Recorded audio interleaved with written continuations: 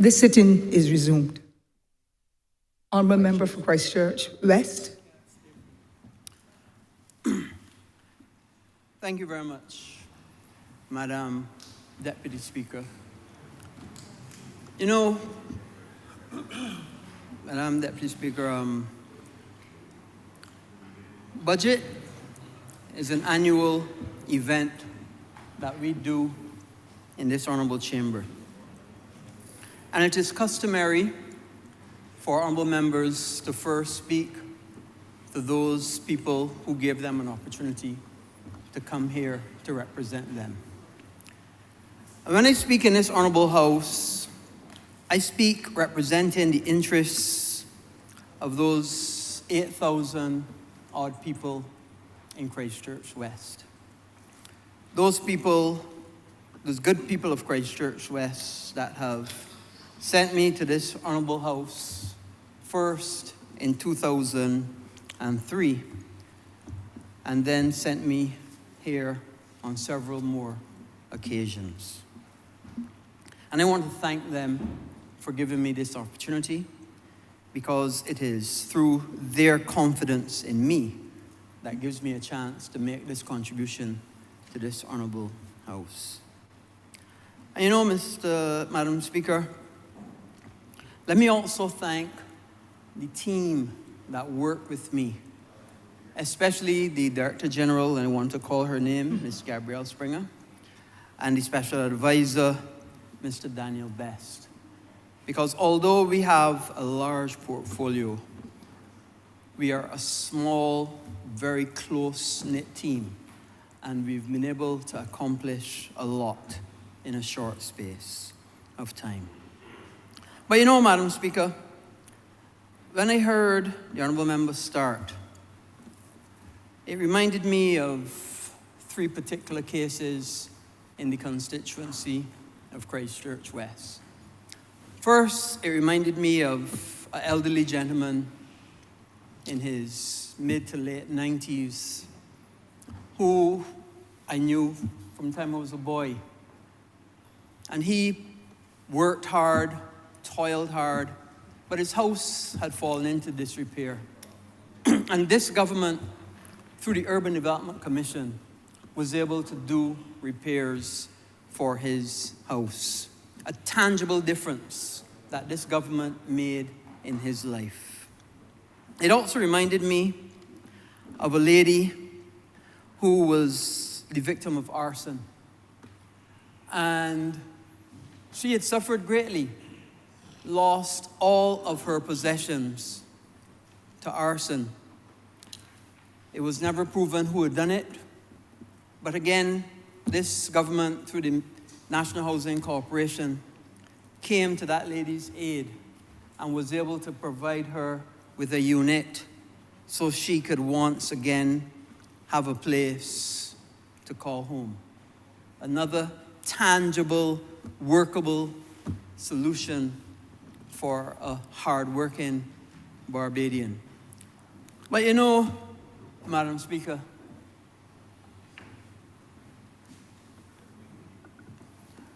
what really touched my heart, Madam Deputy Speaker,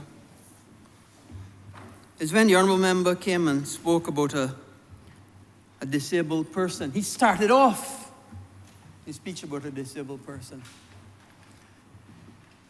And it touched my heart, Madam Speaker, because I had a disabled person in the constituency of Christchurch West, a lady who was bound to a wheelchair, had a disability from very young.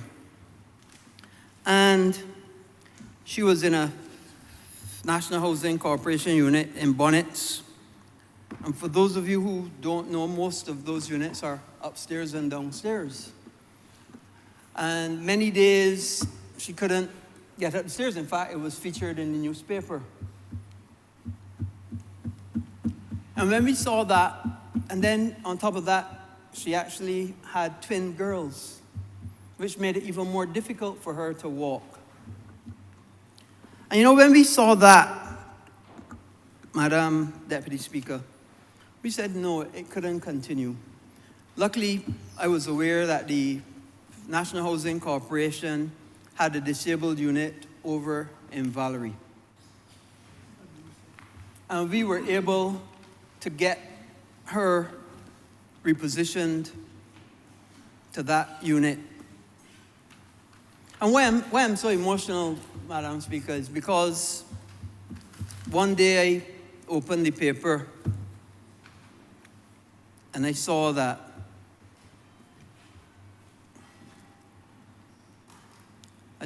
they had found her in the unit deceased, that she had committed suicide. And many days I questioned myself. Madam Deputy Speaker. Did I do the right thing? Did I do the right thing? Is it that if she was at home with her family, that the problems of mental health and the issues that we have in mental health in this country may not have so captured her that would have happened? And so when the Honourable Member spoke about disability and mental health previously, it really touched me. And it reminded me of why I do this job. I do this job for the people of Barbados. I do this job for the constituents of Christchurch West and for all of Barbados. I do this job because I intend to try to make life better for my fellow Barbadians.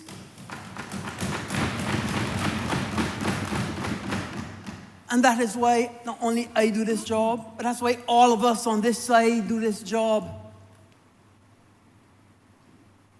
None of us on this side power hungry, that decide that we have to jump from the back bench to lead the opposition to get power. That's not where we are. We do this job because the average Barbadian must benefit from the labors that we do, benefit from the programs, benefit from the work that we do individually and collectively. And that's why we do this job. You know, Madam Deputy Speaker, it has been a long time since there's been a member for the Democratic Labour Party in this honourable chamber. Indeed, it has been 11 years since the Democratic Labour Party has even won a seat in this country. 11 years, because they did not win a seat since 2013. And 6 years since they've had a member in this honourable chamber. I thought that after that number of years, that the honourable member would have come with something good and done better. You know, the good book says that you must always bring your best. The honourable member fell woefully short of his best in this presentation today. He has left much to be desired. Much to be desired in that presentation. I'm going to start basically with something the honourable member has said, and he said it many times. He always says that he has a right to be wrong. He has a right to be wrong. He says it all the time. Well, he has clearly exercised that right today, time and time again. And I want to start with a program that I conceptualized. And if the honourable member for St. George South, please forgive me, I have to speak a little bit about hope. Hope is home owners providing energy. It's an acronym, but it also gives hope for home ownership for the people of this country. And we conceptualize hope for several reasons. The first thing, and let me make it absolutely and pellucidly clear, Hope is a wholly owned company for the government of Barbados, and that is it. One shareholder. the government of Barbados, wholly owned by the government of Barbados. Let me make that absolutely clear. In addition, I was the minister when we met with contractors, the same like 26 contractors that he talked about, to give them opportunities to build houses in this country. They even formed a cooperative, and they were given opportunities to build. National Housing Corporation was busy working with Hurricane Elsa, working with all the other programs. And we gave an opportunity, in addition to all the other work we were doing with National Housing, to also give an opportunity to small contractors to come on board, work with government, and build houses. And houses don't just build like that. You got to first put in the infrastructure. You got to put in the roads, put in the water, get the houses built. Or just go down Lancaster and see the houses. Hundreds of houses down there already. And that is what Hope was able to do. And I know that in a short space of time, people will be getting keys to go into those houses. It was a good initiative. And on top of that, we capped the price of the land. What if you remember suggest that $250 for the land when he said the land value $18? But that benefit goes to the homeowner. That benefit doesn't go to government. It's a good thing. It's only I remember I could take a good thing and change it around, make it a bad thing. That is a good thing. To get people an opportunity to get houses that are good quality houses, well-designed houses, well-constructed houses, and get them for less than what they have to pay on the open market. Because we kept the price of land down, we kept the price of housing, of building houses down by doing bulk purchasing. And that's how we were able to do it. And it is a good project. And on top of it, which you haven't even talked about the bounty that will come when you have the photovoltaic systems on top of the house, which means that the mortgage payment will be even less and more affordable for the average person. All the nurses, the teachers, the policemen, and the other people that work in government will get an opportunity to get houses. Madam Speaker, I have an important question to ask. I have to ask a personal question. I have to ask a pertinent question. I have to ask a pressing question to all those people that can hear my voice. That question is, has this administration not done a good job? Irrespective of what color shirt you wear, irrespective of what party you support, if you are true to yourself, you would have to answer, yes, this administration has done a fantastic job. You would have to answer yes. But when you look back at it, I was in this honourable chamber for 5 of the 10 years of the last decade, when the last administration could not get past 1% growth in this country. Could not get past 1%. And if you were to take the honourable member at his word, because you don't understand real growth from nominal growth, if we add in all the inflation, they were essentially in recession then, if you take his argument. And in contrast, this administration has been able to achieve 4.5% growth and looking to get even higher over the next few years. And how have we done it? We have done it by making Barbados attractive, affordable, and you know the most important thing? Building confidence. Confidence. That's the most important thing. Building confidence in the people that invest. Building confidence in Barbadians. And building confidence in this society. You know the reason, Madam Speaker, why that previous administration could not go to the open market and get loans because there was no confidence in the administration of the Democratic Labour Party. No confidence.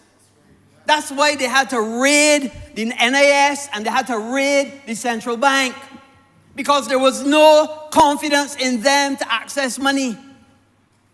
That's why they had to borrow money to pay salaries. This administration borrows to build.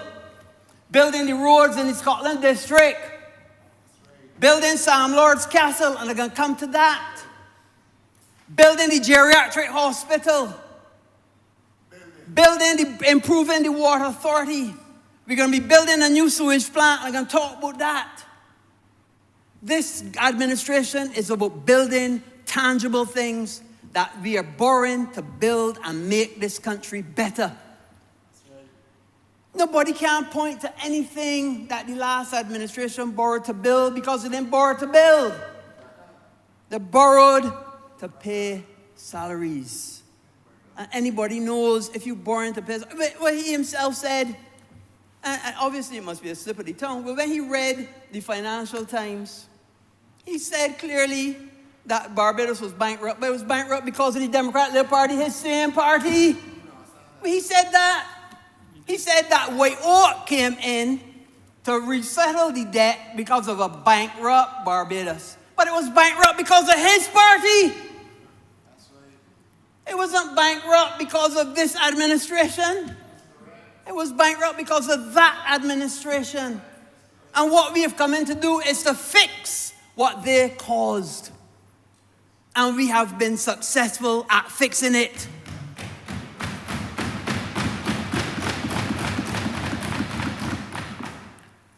I go further, Madam Speaker.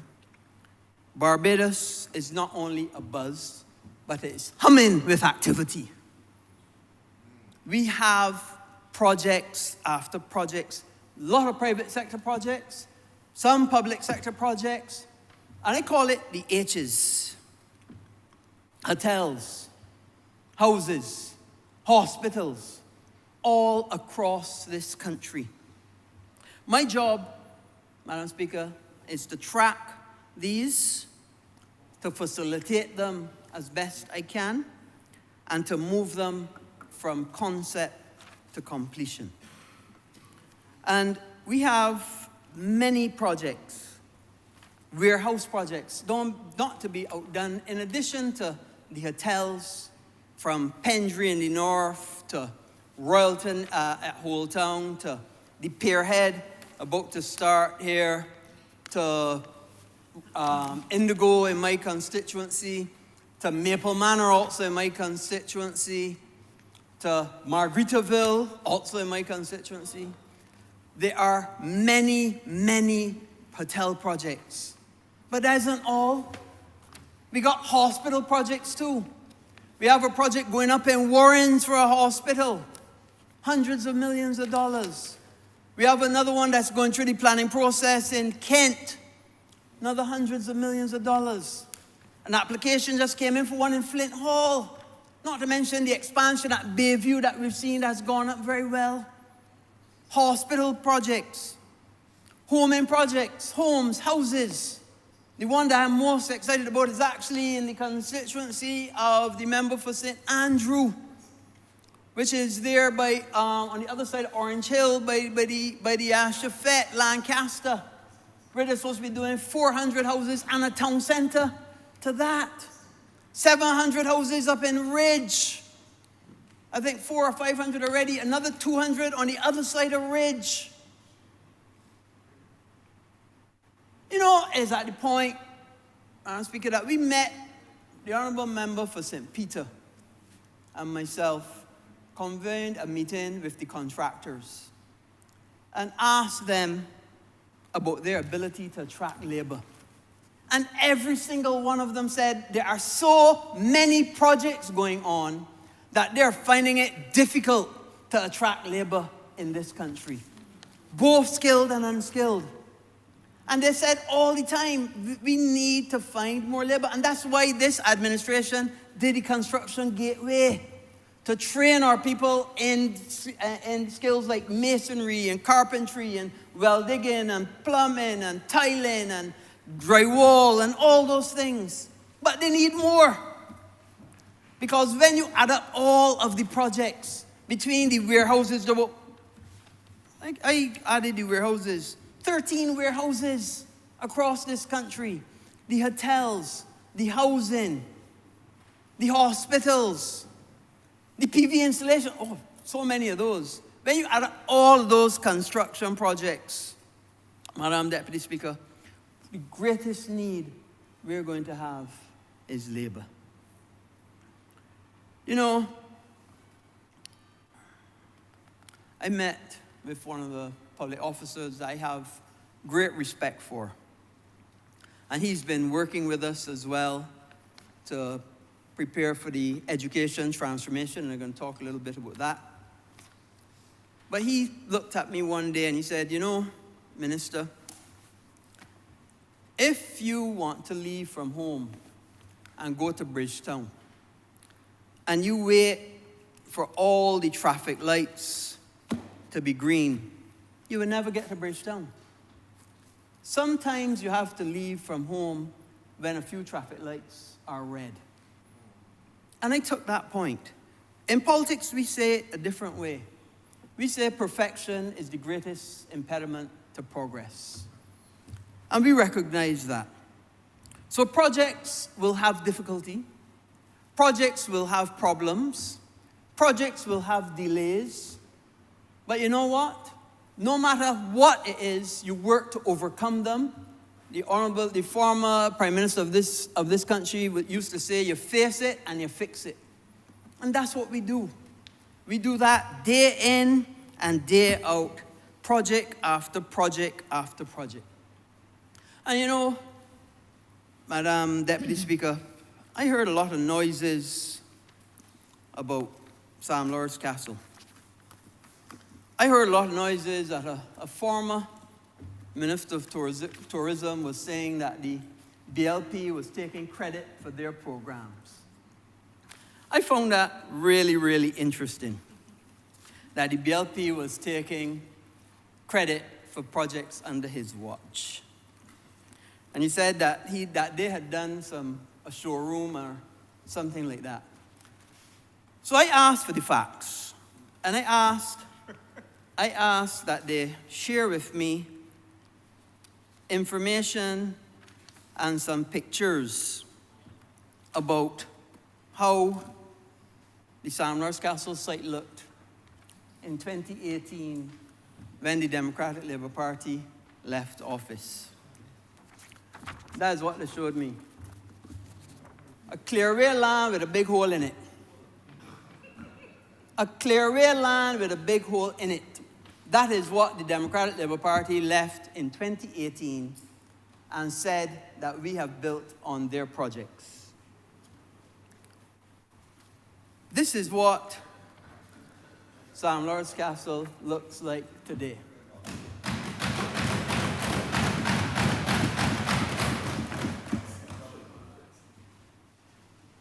$420-room hotel, operating and attracting guests.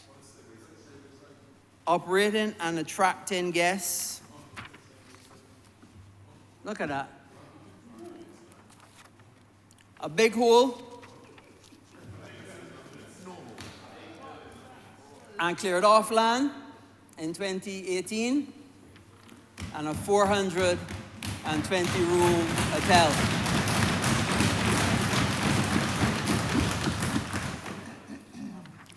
But let me tell you, because we did not build anything on them. We looked at what they had, and we said, no, we need to redesign this. We took the site, and we changed around the back office, changed around some of the rooms, redesigned the whole thing. Redesigned the whole thing. And that redesign took 17 acres and made 17 acres available for, you know what? another hotel. So in addition to all that we did, we redesigned the site to make more acreage available for another hotel next door to Sam Lord's. And let me tell you, Madam Deputy Speaker, the hotel hosted its first guests in October of 2023 with an opening of 128 rooms and entertained 2 major conferences in 2024. This was possible as the Wyndham Grand Hotel features state-of-the-art events facility, a conference facility that can accommodate 1,000 persons theater style, and 700 persons banquet style. This is why the Honourable Prime Minister could go through the list of all of those conferences that are prepared to come to Barbados. Because for too long we have not had a place that could have a large conference. But today we do, because of the foresight and the vision of this side of this Parliament. Mr. Speaker, 422 rooms, the gym and the spa are now all completed, and the hotel can accommodate 1,000 guests at full occupancy. At full occupancy, it could employ 1,000 people. It currently has a staff of 477. 477 Bajans. That if this administration had not taken the time to build that facility, would not be working today. And when we get up to full occupancy, it could get to 1,000. This is what this administration has done. It is estimated that that facility could bring $50 million into this economy annually once we ramp up to full occupancy. And I spoke to the general manager, he's at 80% occupancy today. And we even talk about all the ancillary services, all the farmers that could sell their produce and are selling their produce. We ain't talk about the taxis, the tour operators, all the people that will have an opportunity because this government. And let me tell you, Madam Deputy Speaker, it is not easy to build what we did. You know, that administration tried to build a place at Valerie, had overrun after overrun after overrun, couldn't finish for a long time, and real problems. And we built a whole hotel 3, 4, 5 times must be the size of that, employing hundreds of people. And you know we did it? We did it working with people in a foreign language. In a foreign language, though.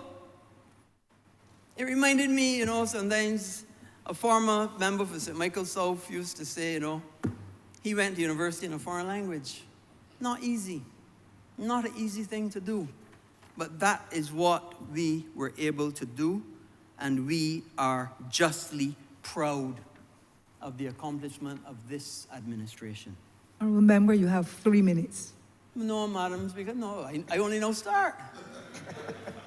Why only know start? I wanted to get into all of the things that the planning department is doing. I wanted to get into all the things that the geriatric hospital is doing. Madam, carry on. Anyway.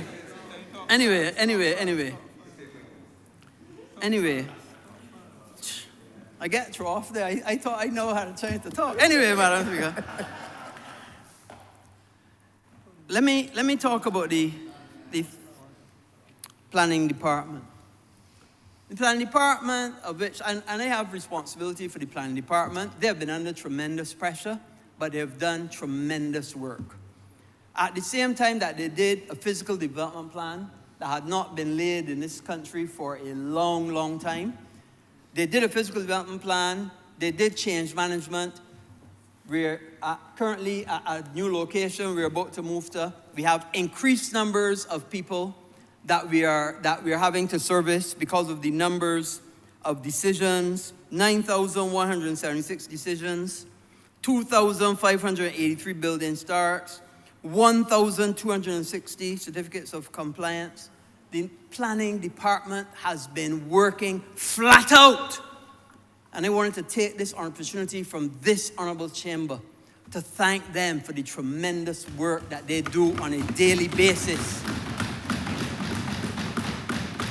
You know, Madam Speaker, some people feel it's only about permissions, but it's so much more that the planning department does.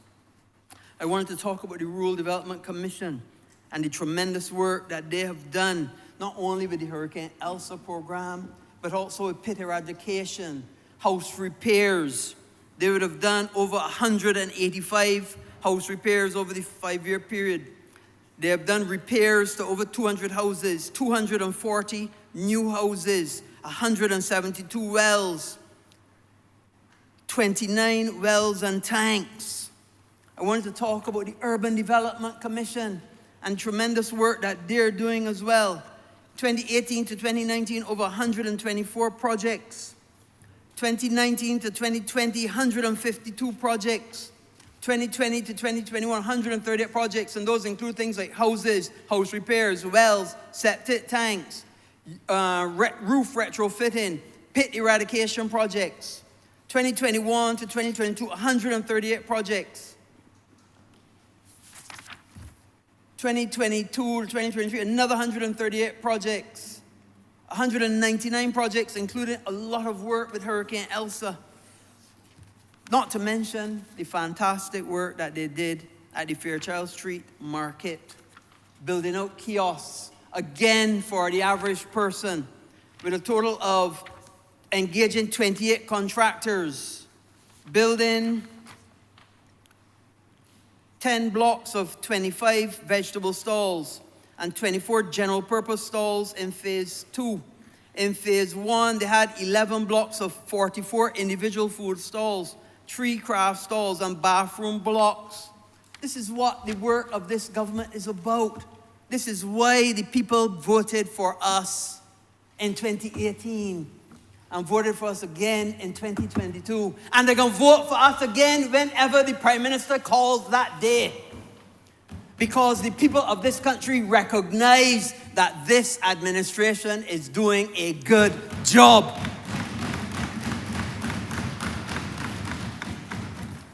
This administration came to office when there was sewage on the streets. That's what we came to office and found. And you know what? We faced the problem and we solved it. We first put a temporary outfall. The Honourable Member for Christchurch East was instrumental in that. But not only are we going to fix the sewage problem at the South Coast, we're going to upgrade the Bridgetown sewage plant as well. The Prime Minister also talked about what we were going to do in Bailey's Alley and the Bellevue Gap and the Bell to be able to upgrade the facilities for those people. But we don't do all of that. In addition, we do collaborative work. We work with the Ministry of Energy. And soon you're going to hear information about studies to get the old mobile site cleaned up. I work very closely with the Ministry of Energy with photovoltaics as well, and the minister from the other place works hard, day in and day out, to get us to where we should be. You know what is the greatest hallmark of this administration, Madam Speaker, Deputy Speaker? The greatest hallmark is that we work together. We don't send out letters saying, one minister saying, don't meet with the other ministry. We never ever do that like the other administration has done in the past. We work with the Ministry of Housing. We work with the Ministry of the Environment. Totally collaborative to be able to do the best for the people of this country. Honourable Member, you're doing well. Can you kindly Madam please? Speaker, I want to leave you with one last thing. Go ahead, sir. And it is this. The infrastructure that now exists and the infrastructure that has been built over the years is built on a climate that no longer exists. In this world, we face climate change and global warming. And we must build resiliently. We must build for the future. We must build to understand that we are not only building for ourselves, we're building for our children and their children and their children. And that is what this Barbados Labour Party is about. Taking care of our people now with an eye to taking care of generations for the future. And with those few words, I'm obliged.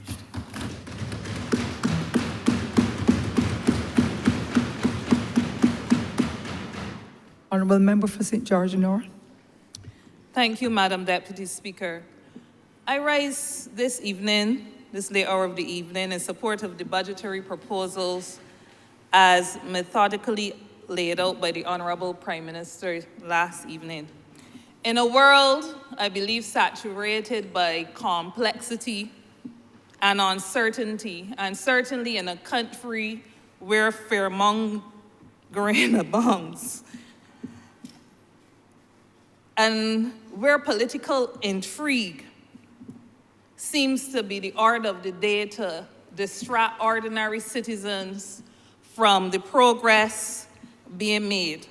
I thank the Honourable Prime Minister for being able to project and present a set of proposals that demonstrate, to my mind, a blend of honesty, ingenuity, and strategic foresight.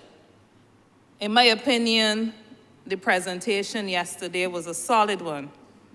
Madam Deputy Speaker, I am very conscious that my response to the budgetary proposals will be critiqued by some intentionally and absurdly to align with the misinformation and fear-mongering that has become the norm and tactic of those whose objective it is simply to distract. And we experienced much of that for the first 5 hours of the debate this evening.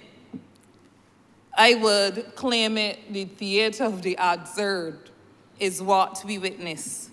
We kept hearing mention being made about the voice of Jacob and the hand of Esau.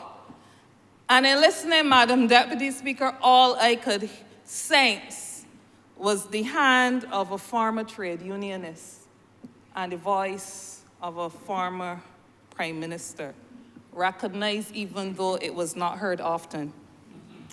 Madam Deputy Speaker, the fact that the government has presented a budget with no new taxes must stand as testament to the administration's confidence in and commitment to the economic stability and well-being of this country, and that we must continue to pursue. Madam Deputy Speaker, the Prime Minister engaged in what can only be described as an earnest dialogue concerning our nation's present state and its future trajectory, charting a course that is not only visionary, but actionable, and I dare say attainable. I will now make my contribution to this debate against a backdrop of a clear theme of prosperity, resilience, and social justice. Looking at our obstacles and the way forward. But as I do so, I wish none to make the mistake that support for the measures as outlined is equal any acceptance on my part that there's not much more that can be done. Because certainly we must push harder for working people and their families in this country. Let me talk straight. As the General Secretary of the largest trade union in Barbados, my stance isn't about echoing the demands of other unions blindly. It is about acknowledging hard truths and the undeniable progress that we have made as a country. Fact, for the second consecutive year, the Honourable Member of St. Michael Northeast has delivered a budget of no taxes, amidst global upheaval. Let me start here, as many have been calling on the government, even as recently as last evening, to reduce taxes to alleviate the cost of living burden in this country. This should come as no surprise to us. For I too look forward to the day where we can hear a presentation in this honorable chamber where there will be the removal of many taxes, if not all the taxes. But perhaps, Mr. Speaker, the Honorable Minister of Finance in her wrap-up might wish to spend more time explaining how the progressive tax reforms that were called for by Labour and the private sector as well in our initial meetings back in 2018 are being implemented systematically and methodically. One way of tackling tax inequality is to decrease tax rates on lower incomes and impose increased tax rates on higher incomes.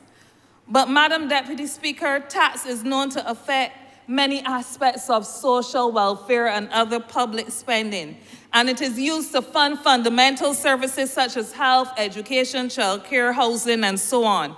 From the measures announced, it should be easily recognized that without imposing austerity measures that bring with them more taxes, and we certainly have had the experience in this country, this government is trying to redistribute revenues to tackle inequalities and promote fairness.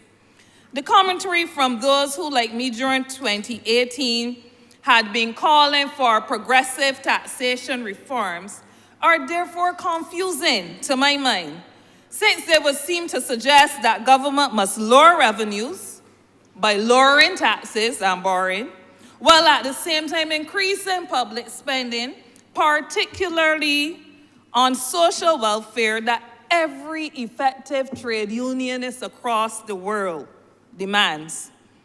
Madam Deputy Speaker, I welcome the measures to increase public spending, not only on social welfare, but in other areas. The recent proposal aimed at securing and broadening the rights of persons living with disabilities marks a significant milestone in our nation's journey towards inclusivity and equity. By introducing special needs grants for minors and adults to the tune of 50% and 100% respectively of non-contributory old age pension respectively, this government is not just legislating. It is testament to this government's deep-seated belief that the strength of our society is measured not by the wealth of a few, but the care afforded to our most vulnerable members in this society. Madam Speaker, in recognizing the systemic exclusion faced by persons living with disabilities, this measure is not a tax cut, but it is public spending that is responding, giving tangible support to many vulnerable persons who need it, while making a profound investment in our nation's future. Madam Speaker, with this proposal, I think of the family that I recently learned of, a family with 3 children, all having autism, who were dislocated from their house very recently, all because in managing the support for them, the family could not meet its other financial obligations. This measure, which will cost taxpayers $4 million per year, will assist families like these. The measure includes a 75% tax credit for the provision of education and life skills facilities for persons with special needs. That is a welcome. A 50% tax cut for the provision of educational centers for gifted persons. That is a welcome. The 50% tax credit to boost investment in sports venues is a welcome. Making provision for small business people to get NIS benefits. That's an overarching strategy that seeks to do what unions are demanding, translating the informal sector into the formal sector. The extension of the 7.5% decrease in VAT on the first 250 kilowatt hours of electricity is a welcome. The waiver of import duty and VAT on the purchase and installation of generators and transfer switches for residential properties. The waiver of VAT on the sale and installation of water tanks and electrical pumps. There were no tax cuts, but certainly savings brought to households in areas that bring benefit to them and this country as a whole. Mr. Speaker, investment in household and community resilience is reflective, Madam Speaker, of a policy to discourage activities harmful to the environment. Internationally, in the trade union movement, this is important to us as we speak about climate resilience, because we have a saying that there are no jobs on a dead climate, on a dead planet. The 50% tax credit for works associated with beach rehabilitation. All these measures are promoting climate resilience and a just transition for our workers. When I see provision for increased spending on these things, I see attempts at improving the well-being for all citizens, all workers and their families, not some, but all Bajans. So, Madam Speaker, I allow myself oftentimes, including in this House, to be somewhat subdued. In fact, I would say that it is my nature to be subdued. I take a lot of criticism, especially since I am not given to engaging or providing fodder, as I would see it, for persons who seem to get turned on by attacking the character of other people, even when it is baseless, even when they have no real evidence or substance support it. I really don't have time for that. But Madam Speaker, my mind goes back to the first Friday in November during 2020, when a number of speakers who all had some kind of background in trade unionism were the key speakers at a joint meeting in St. George North. A joint meeting that was co-sponsored by 3 political parties contesting the St. George North by-election. Some will call it a rare show of solidarity, and I don't blame them for that, because I know about that. I know about claims of lambs resting with lions, and perhaps the Honourable Member for St. Peter can clarify the biblical basis of that at some point. For Mr. Speaker, back in 2017, some of us, that is, some trade unionists, not all, marched with the private sector against austerity measures that were being imposed, the most recent at that time being the NSRL. We also marched against the lack of consultation at the level of the social partnership. So I understand situations that bring together strange bedfellows around issues in common. But back to that meeting, I believe it was the 6th of November 2020. That meeting where there was a desperate attempt by 3 political parties to undermine my candidacy for the Barbados Labour Party. They couldn't tackle it one by one on their own. So they came together, 3 of them, supported by trade unionists, to undermine my stewardship. The fact that I am here speaking today, on the second occasion being elected in St. George North, tells you that collectively, they couldn't beat me either. But it also tells a story that sometimes empty vessels will make the most noise, but very often they're appealing to a very small minority who can be influenced by them, and some of whom want to accept facts, even if it was the first name. The fact that I'm here, Mr. Speaker, in the House of Assembly means that my stewardship as a trade unionist in this party stands for itself, for it led to a minimum wage. Sir, madam, I know that every honourable member in this chamber recognized when the minimum wage was introduced back in 2021 that $8.50 per hour could not stand on its own as a minimum wage that represented a living wage, but we all recognize it to be a start. I hasten to add that it was the Barbados Workers Union under my leadership that did not just advocate for the introduction of the minimum wage, but that was the driving force behind it. And just a few weeks ago, last month, in this honorable chamber where we were debating the Labor Concessions Act, again, the call was made for a revisit of the minimum wage, noting that the minimum wage board had not met to review the wage in 3 years. So I welcome the proposal, I welcome the measure to have a revisit to this minimum wage. And Madam Speaker, through you, I must urge the honorable member for St. Peter. I urge him to actively ensure that bureaucracies or absences of members of the minimum wage board would not see us dragging into inertia where the commitment to improve on the minimum wage is further delayed.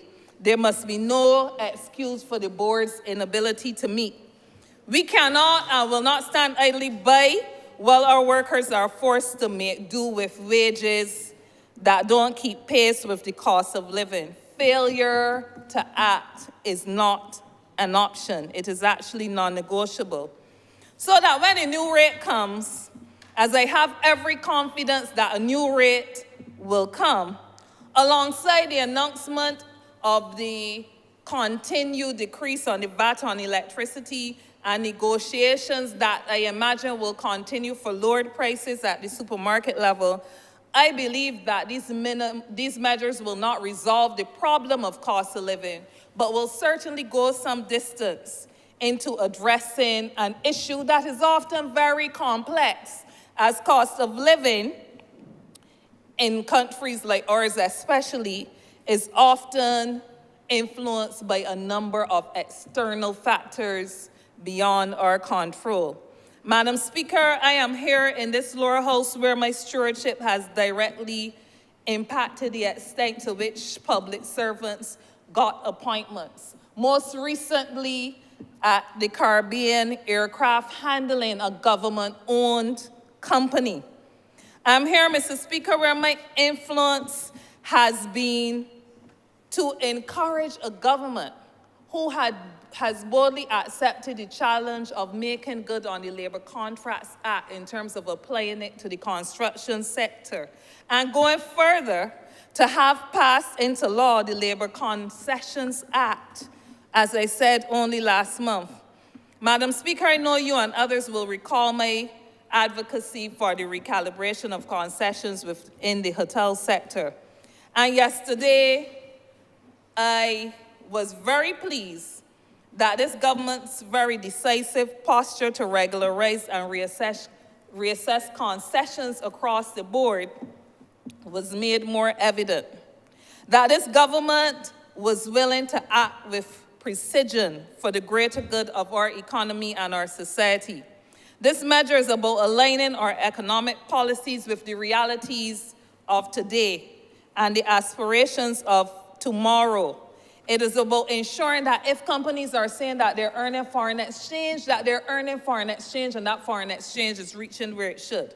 The approach I find to be both sensible and responsible, but above all, it encourages organizations, including unions if they get concessions, to bring current their application for concessions and their obligations to do right once they have been granted these concessions. So the measures, Madam Deputy Speaker, are measures that we see are aligning with a forward-thinking government.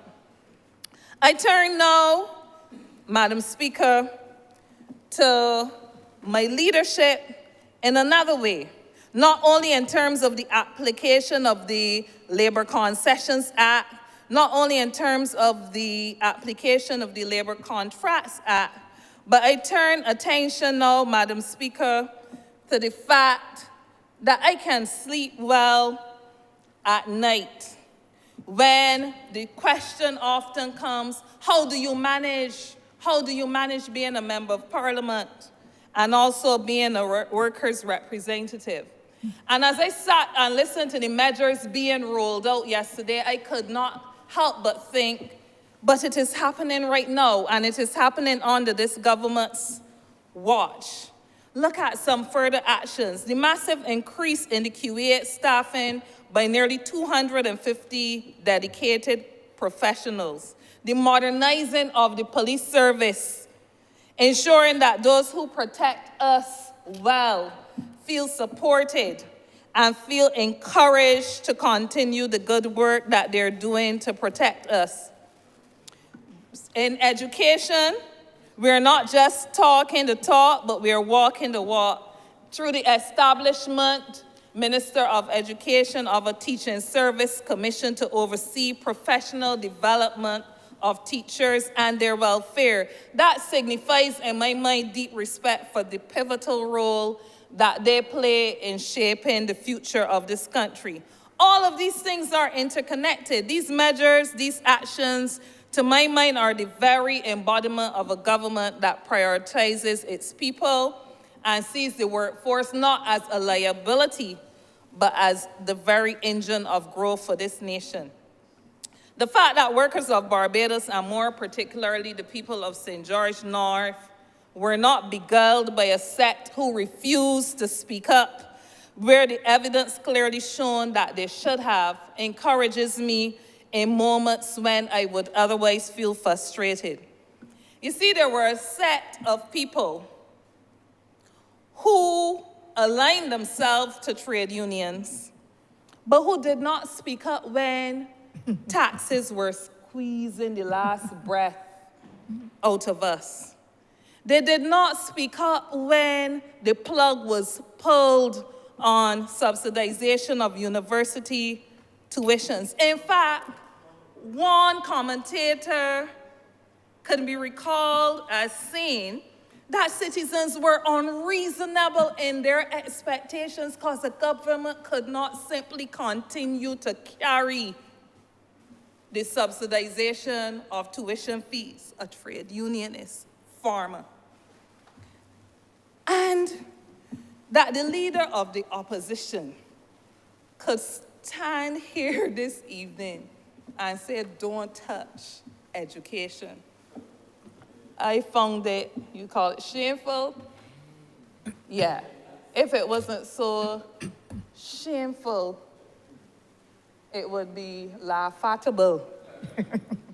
A country experienced 23 downgrades, not a peep from some who hold office in that other place.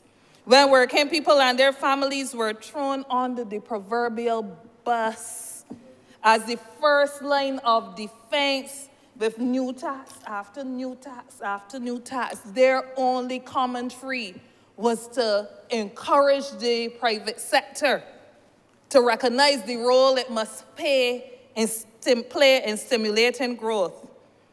But a no-tax budget comes for the second consecutive year in circumstances where we have had 11 quarters of growth, and the call comes for cutting taxes. Honourable Member, you have 5 minutes, please. As a trade unionist, I watched as a junior to that set, seeing the breakdown happening.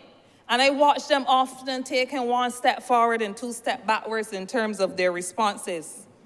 A stance that conveyed to me and others that they were more faithful to their party than to the cause and to the calling.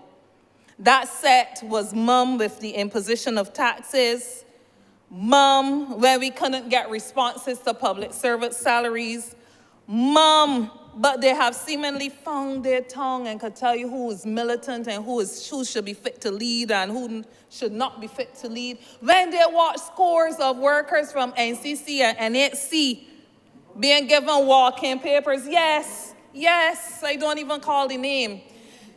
Scores of workers being given walk-in papers from NHC and NCC without so much as even a discussion on process. They couldn't say a word, but no, they could tell you who in being militant or not. But the record is speaking for itself. In fact, it was one from that set in 2013 Madam Deputy Speaker, and I shudder at the memory, who stood up and said, thanks to the unions, this party has been re-elected. Putting party over the interests of the people who were genuinely suffering. Madam Speaker, unlike that said, I will not be an apologist for this party that I am a part of. But I know when my stewardship is fairly assessed, the record will not be a perfect one, because none of us is perfect. But it will show that some of the greatest progress to working people and their families came at this point in time when the Barbados Labour Party made provision for this country to benefit from the organizational stewardship of the Barbados Workers Union. Permit me, Madam Speaker, to spend a little time looking at the people in St. George North, and I'm going to crave your indulgence for 3 more minutes. I will be forever grateful to the people of St. George North who elected me to serve.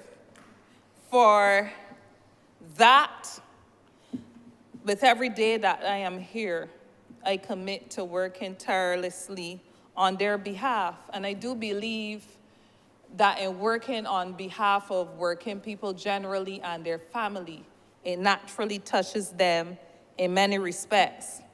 But like many Barbadians who listened yesterday to the budgetary measures, I sat and I kept waiting to hear when I can get something directly for my people. And I'm happy to express my appreciation and support for the water resilience initiatives that were introduced. Although not mentioned, I'm glad that people of Superlative, for instance, have recently gotten some relief in the form of water tanks. But on their behalf, I look forward to the day where the use of water tanks and seeing water trucks won't have to be a daily occurrence, but that they could be benefiting from running water like many other areas who benefit from running water on a daily basis, and the use of tanks would have to be the exception rather than the rule. As I turn to the long-awaited relief coming to Beltenantry and Bellevue, and notably Bailey's Atley, a community within my constituency, I commend the initiatives outlined by the government to provide pipe water and to improve sewage systems in these areas. These are not just infrastructural projects, but in a real sense, the lifelines of the communities long deserving this fundamental resource. The approach for Bailey's Alley, utilizing septic tanks and waste stabilization ponds, reflects a targeted solution. And I believe that, supported by the initiative to use local tradesmen and contractors and laborers from the area, this will go a long way to pleasing the residents in this area.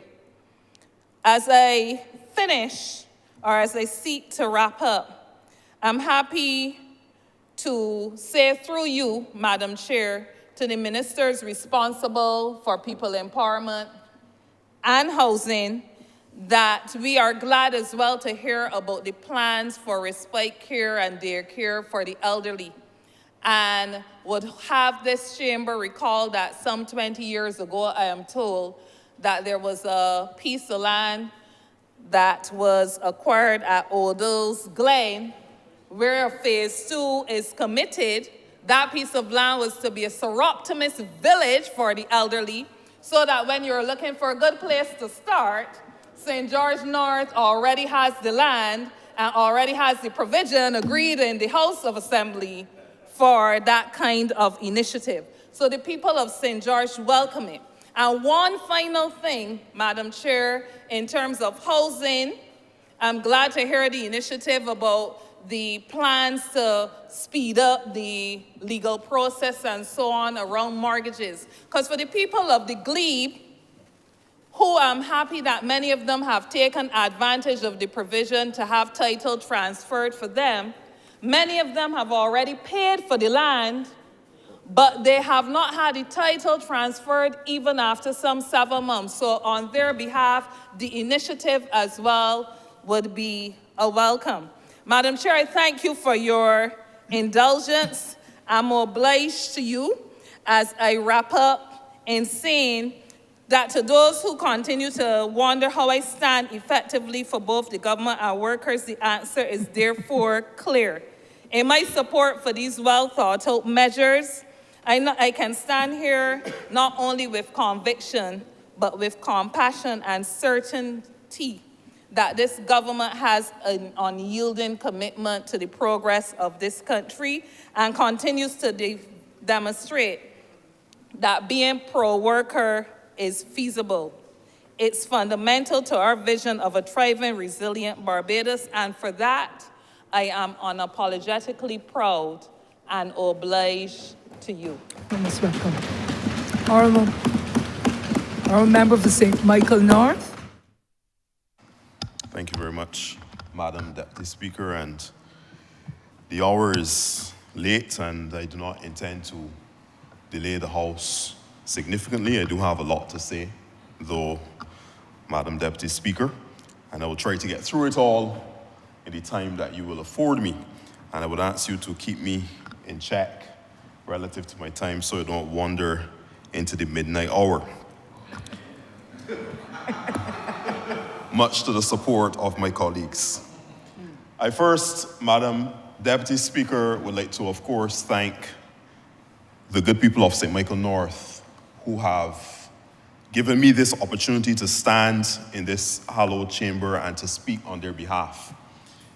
This is now my third budget process that I am a part of, and I count it each time an honor and a privilege to be able to participate in what is one of the most important activities of our government, and to weigh my voice in and to lend my support to what this administration is seeking to do as we seek to drive transformation within this beautiful island of ours, Barbados. I believe, Madam Deputy Speaker, that the conversation is not a one-way conversation where I am here to speak on behalf of the people of St. Michael North, but I also think that it gives me the opportunity to speak to the people of St. Michael North. And even as we would have had the opportunity during the course of the whole estimates process, when I say we, I mean the Ministry of Health and Wellness, led by a senior minister from the other place, and myself and the team for the Ministry of Health and Wellness, we were able to give a fulsome deliberation of a lot of the plans and activities and even some of the achievements of the Ministry of Health and Wellness over the last year and what we plan to do for the coming fiscal year. And with that, I'm happy that we were able to fully ventilate a lot of the different initiatives.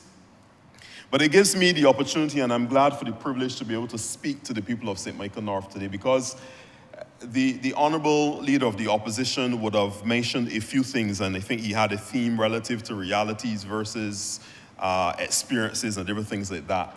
And I want to really caution the people of St. Michael North. First, everything that glitters is not gold.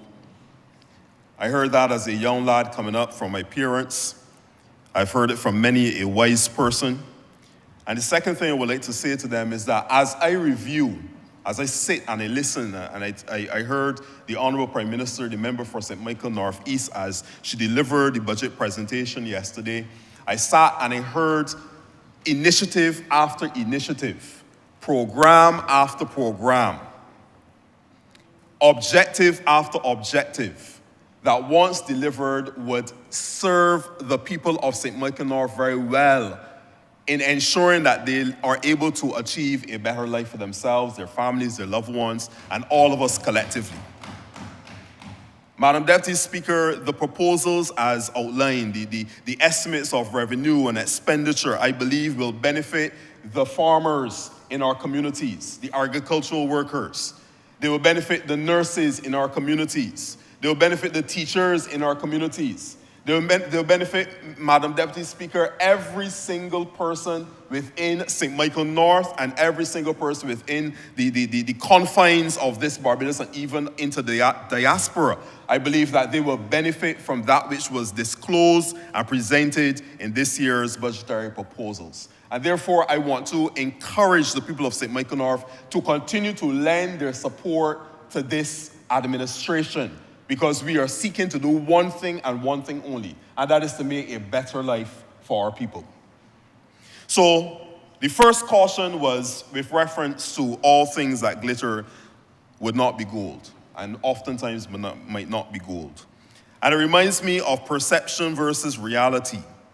And I heard the Honourable Leader of the Opposition mention a few things, and I want to just touch on them very quickly before I dive into how the budgetary proposals relate to the Ministry of Health and Wellness, and of course, as I said, how they benefit the people in St. Michael North in particular. And I heard him say that this government is right now leading the people of Barbados towards suffering. I think his words were pretends towards suffering. And he didn't explain it. He didn't go into any type of expansion of it for us to even try to understand where he was going with it. But as I look across St. Michael North, Madam Deputy Speaker, I do not see a government and an administration and a people that are pretending towards suffering. In fact, quite the opposite. I see us moving in the opposite direction, going from suffering towards success and thriving, Madam Deputy Speaker. The only suffering that I knew, and I was in this country for over 38 years now. Thank the Lord. I get old. I get up there. And in those 38 years, I have seen a lot and observed a lot. I observed those 10 lost years under the DLP administration. And if you want to talk about sufferation, that was the only time that I know sufferation in this country.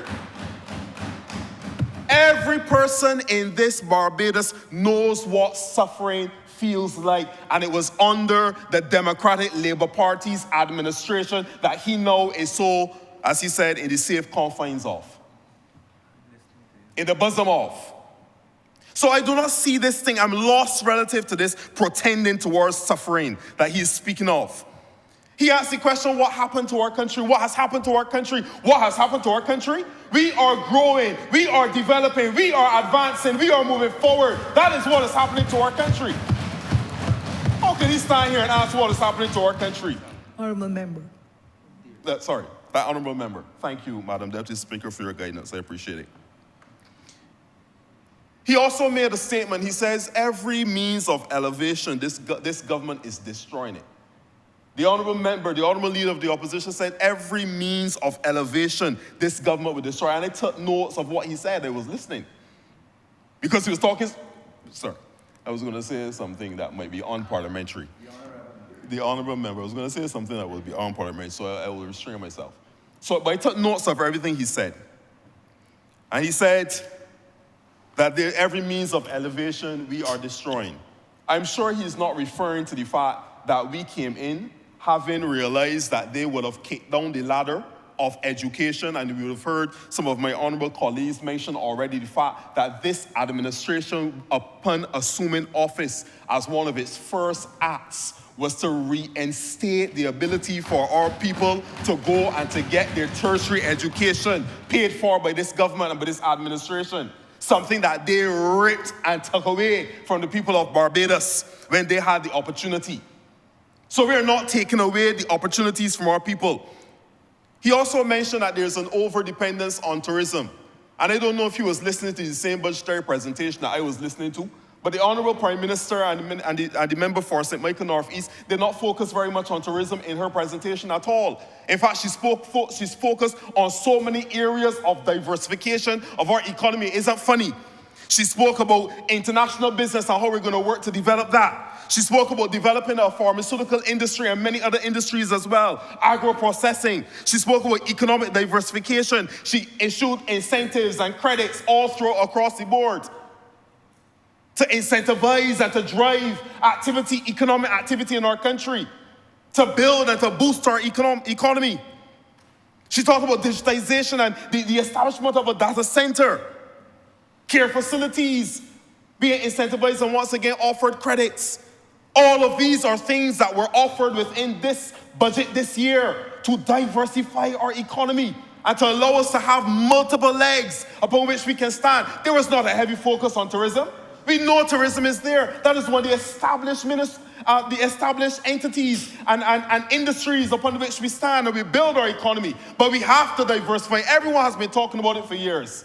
And this budget is a presentation that shows a reflection of that same ethos. We are diversifying our economy.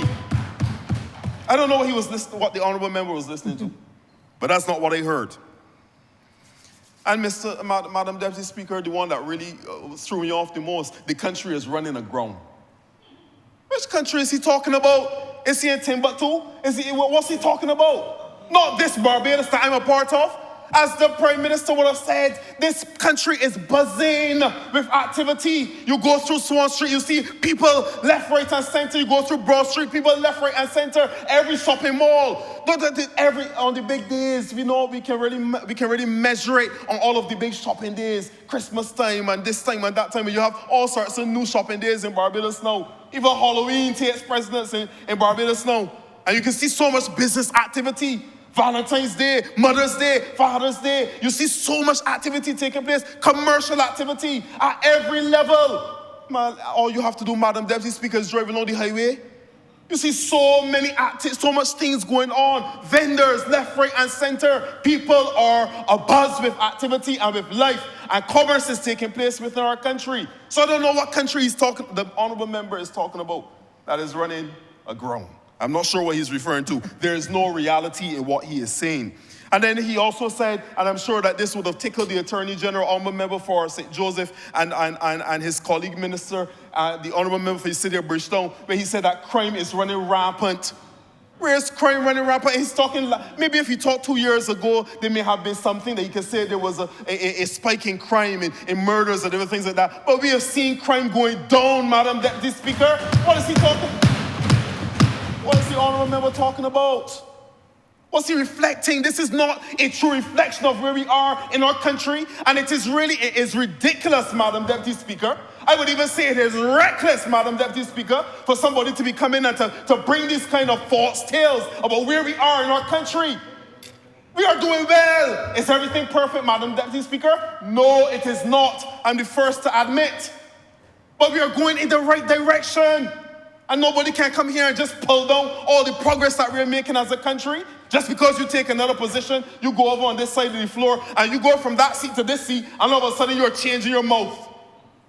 You're singing a whole different tune. It's nonsense, madam, and out of tune as well. You call that democracy. It's a democracy, it's true. Everybody free will. Everybody has that choice to make. So, Madam Deputy Speaker, let me move on to some of the areas that he mentioned relative to health. And I just a few weeks ago would have brought a bill to the House relative to amending QH, the QH Act, the QH Amendment Bill, and an act ultimately. And with that, we would have changed the position to allow for us to go back to revert really to a CEO being at the helm of the operations at the Queen Elizabeth Hospital.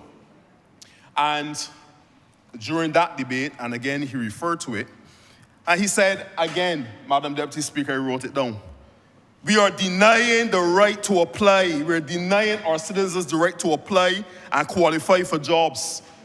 And again, I have to refute that as a nonsense, Madam Deputy Speaker.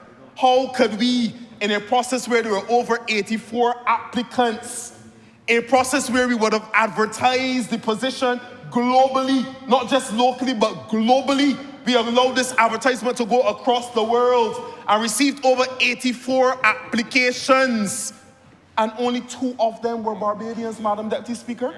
We did not put in the advertisement, Barbadians need not apply. There was nothing in the advertisement that restricted Barbadians from applying. It was open to all and sundry from across the globe, Madam Deputy Speaker, and only 2 Barbadians chose to apply. That is not the government's fault. And on top of that, we cannot make the 2 Barbadians that applied to qualify for the position. There's a qualification order even in government. Every government, state-owned enterprise, etc. have qualification requirements. The position had qualifications attached to it. And if they do not qualify, what are we supposed to do? Just go and pick them because they are Barbadians? We would love to give the job to a Barbadian. In fact, we did before. The executive chairman was a Barbadian, or it was, at that time, was a Barbadian. There's no aversion by this administration to give a job to Barbadians once suitably qualified, once they apply for the job. So there's a nonsense once again to come here and to make people, give people the impression that we are in some way, in some nefarious way, setting out to keep Barbadians from jobs that they duly qualify for and that they apply for. It is a nonsense. I refute that. The recruitment process was explained in detail when we were here in the well. The CEO, the chairman of the board would have explained it. The director of HR would have chimed in. It was explained to the people of Barbados, and it was a thoroughly transparent process. The senior minister himself said he was not even involved in the process. Recruitment took place. There were interviews by the members of the board, the subcommittee of the board. A recommendation went to the board for who should be selected. A person has been selected. That is how it went. That is how it has gone. The next thing he mentioned relative to the QEH is that there were some negotiations taking place last year with a caretaker for the homeless. There was some owner of the homeless. He didn't mention who it was. He didn't mention anything. I'm not even going to spend my limited time on that, Madam Deputy Speaker. Governments, ministries speak to many different people, and many civil society organizations, NGOs. We engage with so many different people in the course of our activities. So just because you had a conversation with somebody and some negotiation was taking place, he didn't speak to any facts. So I'm not even going to waste too much time on that. But we must understand that to further the reach of an administration and of a government, you have to have strategic partners. And there will be times where a government will reach out to some entity, some NGO, some charity, someone out there and work with them, either be through a private-public partnership or some other engagement, to be able to further the reach and the mandate of that ministry and, of course, of the government by extension. So I see nothing there to even speak further on. And the last thing that he mentioned that I want to respond to is that he mentioned, and I mean, this is where the falsehood really just caused me to get upset. And it ought not to be so in this honorable place. To mention that there's the CEO that has been hired has no experience working in a hospital. Madam Deputy Speaker, I have requested the relevant documentation, reviewed the relevant documentation, and I can assure this honorable chamber and the people of Barbados that the individual that has been hired has extensive experience working within the healthcare systems in the UK of all places, in Dubai, etc. International and global experience working in healthcare systems, and was previously the COO, Chief Operating Officer of MID Yorkshire Hospitals, the NHS Trust in the UK. As far as I know, that is a hospital. As far as I know, that is a hospital. And he was the Chief Operating Officer of such. So to come in here and to once again say that the person has no experience, once again to make the people of Barbados feel that the government is just choosing people recklessly, that we don't know what we're doing, and we want to do was bad for the people of Barbados. Why would we as a government, in seeking to do what is best for our people, go there with reckless abandon, and make decisions that will not be in our best interest? All of us may have to go to that same QEH, Madam Deputy Speaker. Nobody knows what's going to happen when we step outside the door. Somebody could go downstairs and fall down in bad fields. I have to go down to the QEH. Why would we as a responsible government, why would we make reckless and irresponsible decisions? And for one to come in here and to give those accusations, it is disappointing, to say the least. Madam Deputy Speaker, I'm going to move on very quickly because there was so much that was covered in the budgetary proposals that I want to get to.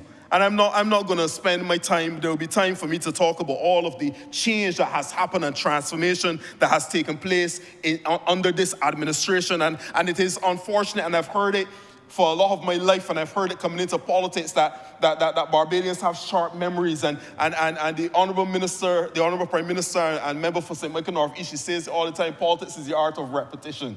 And sometimes it does bear repeating. But we came into this administration, and now there's no sewage running in our streets. We've had 2 increases, salary increases for the public servants. 1 is coming again in April. 3, including the one that's coming. I'll leave that alone, Honourable Member. Non-contributing pension was increased. We reduced personal income taxes, reduced land taxes, improved business facilitation, restored, as I said, free tertiary education. We did all of this and more, even when we faced the dreaded COVID-19, even when we faced ashfall. All of these things were done by this administration to improve the livelihoods and the lives of the people of Barbados.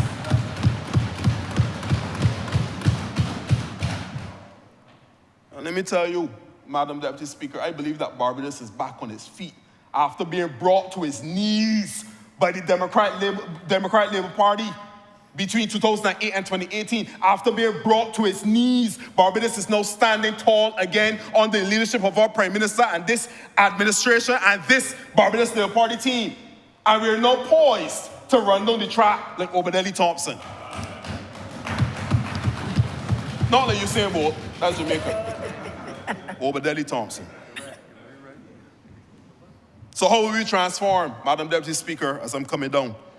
3 themes were identified within the budget. 1, growth of our economy. That's the first objective. 2, to create a resilient Barbados and resilient people, Barbadians. And 3, we want to do so in a people-centered way, a people-centric manner. Relative to growing the economy, and I just want to go through some of these things very quickly. The Prime Minister outlined that we're going to establish Business Barbados to better facilitate local and international business in our country. A lot of work has already been done in this regard, but we're now going to create a purposeful, specific entity that will now drive that process even more effectively and efficiently. Another one that stood out to me is the unlocking of the mortgage market. That is a big deal because so many people in this country want a piece of the rock, but then they go through a very laborious and difficult process just to get that mortgage in place. But unlocking and that colloquium that the Prime Minister, well, she didn't mention she will be leading, but I think she mentioned the Minister of Finance, Minister of Finance, and of course the Attorney General will be leading a colloquium meeting with the relevant stakeholders to see how we can unlock that mortgage market, move things along more efficiently. And the Housing Minister, yes, thank you, Honourable Member for St. James North. And the Housing Minister who will be part of that colloquium to help us to really unlock that mortgage market. Establishment of a pharmaceutical industry. Of course, we understand, Madam Deputy Speaker, that during COVID, this really came to light for us. Having to source those very important drugs on the open market as a small open economy, a small island developing state, it was difficult. It was challenging. And we believe that if we are able to create our own pharmaceutical manufacturing entity here in industry, it will not only allow us to be able to create jobs, increase economic activity, diversify the same economy, but it will also allow us in those times when the next global health crisis falls upon us and befalls us, we will be able to have our own supply of drugs and medication and pharmaceuticals here that can keep our people safe, Madam Deputy Speaker. So this is an important industry. Moving on to the second point quickly. Relative to a resilient country and a resilient people, the Prime Minister outlined that we want to cover social, economic, and climate resilience. Very important. Coastal management, Honourable Member for Christchurch West Central. Water resilience, reservoir rehabilitation, water tank installation. I see you leaning forward, Deputy Speaker. I'm not sure if that... You're doing very well, sir. You have 5 minutes. Oh my, wow. Okay, thank you, Honourable Member, Honourable Deputy Speaker. Household resilience, waiver of import duty and VAT on the purchase and installation of what? Generators, water and septic tanks, and electrical pumps. All of this is to make sure that each household is resilient in the face of an ever-changing climate scenario. Madam, it's not the same as it was yesteryear, 20 years, and I think that sometimes the Honourable Leader of the opposition is living in the 1980s Barbados. We have gone past that a long time. I don't understand where the Honourable Member is right now in his mindset. But we have moved past that place a long time ago. And we are facing now a climate crisis that now a government is putting things in place where we're incentivizing our people for purchasing the water tanks, purchasing the water pumps. So that in the event that in a water scarce society, in one of the 15 most water scarce countries in the world, we have to put these things in place for resilience. Madam Deputy Speaker, I'm going to move on quickly and miss out some of those other things there. And then obviously the last part is the focus on our people and a people-centered Barbados. Reducing the cost of living, reduction of VAT on electricity bill, review of the minimum wage. I love this one because there's likely to be an adjustment of that due to inflation. But in addition to that, the Prime Minister has indicated that the minimum wage is going to be indexed so that it will receive an annual increase as well. And there will be a 5-year review every 5 years to ensure that it falls in line with where we are in reality. And I want to move on very quickly in my last 5 minutes, right? My last 5 minutes, Honourable Deputy Speaker, I want to outline a lot of the things that we're doing in healthcare. Thank you, Honourable. Thank you, Madam Deputy Speaker. We're increasing the staff at the QH by 250 people in the next 3 years. That is tremendous. Why are we doing that? Because more staff on the road, more staff on the ground means that you can have better service delivery within the institution. Right now, one of the biggest complaints within QH is a shortage of staff. One of the biggest. There are others, but shortage of staff. So the Prime Minister has been meeting with the Ministry of Health and Wellness, in particular the QEH, multiple times since I've been in the ministry, probably about 3 or 4 meetings so far, with another one to come.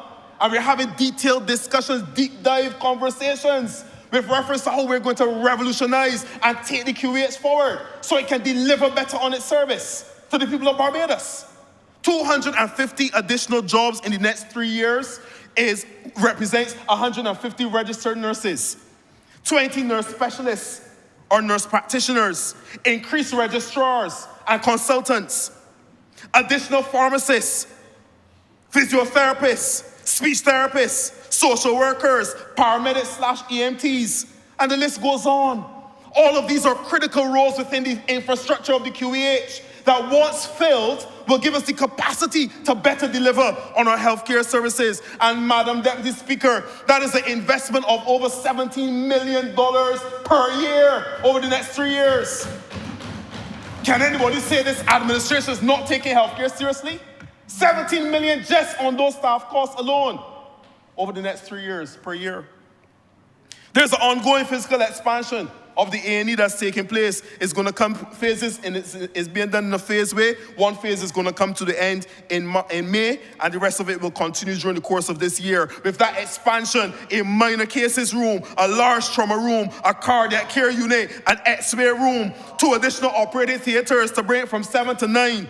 And even as we then renovate the Lions Eye Care Center, that's going to give us another 3 surgery suites and theaters, bringing the total number by the end of that process to 12 surgical theaters.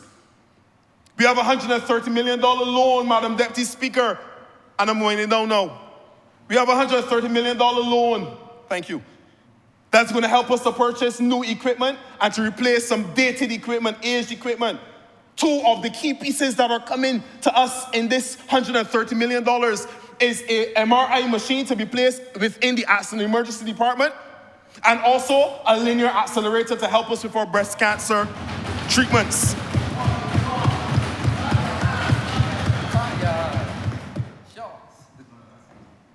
And we're going to focus on the primary healthcare system as well. You've heard the Honourable Member talk about the refurbishment of the 7 polyclinics, and we're rebuilding 2 polyclinics. And I'm going over the next 3 years, of course.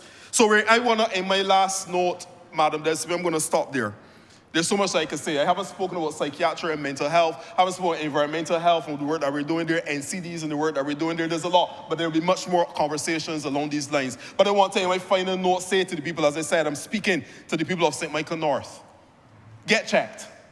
Go there and do your regular screenings. There are a lot of persons who do not do a yearly physical exam. I want to encourage the people of Barbados as we continue to fight against NCDs, which take 8 out of 10 of our Barbadian lives. 8 out of 10 of our Barbadian lives are lost because of NCDs. Preventable illnesses, diabetes, hypertension, chronic respiratory illnesses, and of course, cancer. These things can be avoided by changes in lifestyle. Do your regular checks. Do your screenings. Whether that be your cancer screenings or your diabetes screening, your hypertension screenings, do your screenings. In addition to that, become more active. Being more active just means getting up and moving around more. You can go to a gym or you can walk around your house. Doesn't matter, just be more active. And of course, eat well. Good nutrition is a prescription to helping us with our NC fight. Madam Deputy Speaker, I'm obliged to you. I thank you so much for the opportunity. I look forward to the continuing discussion.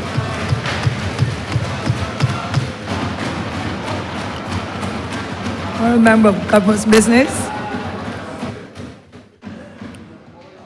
Thank you, Madam Deputy Speaker. I beg to move the suspension of the House until 9 a.m. tomorrow. All those in favor, please say aye. The question is that this honorable chamber be suspended until 9 a.m. tomorrow, the 20th of March, 2024. Honorable members. Say aye already. Say it again. The question is that this honorable chamber be suspended until 9 a.m. tomorrow, Wednesday the 20th. Honorable members in favor, please say aye. Those against, please say no. Methinks the ayes have it. This chamber is suspended until tomorrow.